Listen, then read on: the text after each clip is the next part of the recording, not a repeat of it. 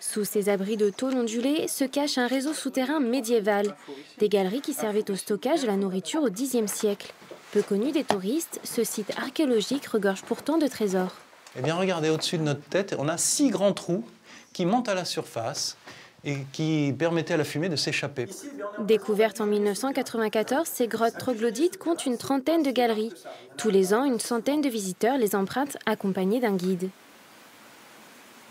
On a eu, par exemple, une visite de marcheurs, ils étaient 29 personnes. On a souvent des grands groupes comme ça. Dans ce partage, on est obligé d'être plusieurs guides, parce que vous avez vu l'étroitesse du souterrain, vous avez vu la largeur des galeries. Nous sommes obligés de faire des petits groupes, si on veut bien expliquer, prendre le temps, et que les gens ne se perdent pas un petit peu dans le labyrinthe. À quelques kilomètres, l'église de Saint-Pierre-et-Lien, à Cissé, un autre site parfois oublié par les touristes. Pendant 5 ans, la commune s'est occupée de la rénovation intérieure et extérieure de l'édifice. Cissé, on n'a pas un très gros patrimoine, mais le peu qu'on a, on essaie de le mettre en valeur et c'est quand même des bâtiments qui ont une histoire et qu'il faut absolument conserver en bon état. Les habitants du village comptent désormais sur l'aide du conseil départemental pour offrir une meilleure visibilité au lieu de culte.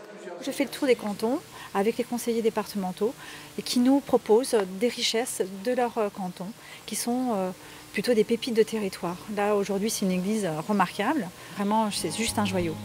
Et la liste de ces joyaux est longue dans la Vienne. À côté de grands pôles touristiques comme l'abbaye de Saint-Savin ou la forteresse d'Angles-sur-l'Anglin, des trésors d'architecture méconnus restent à découvrir.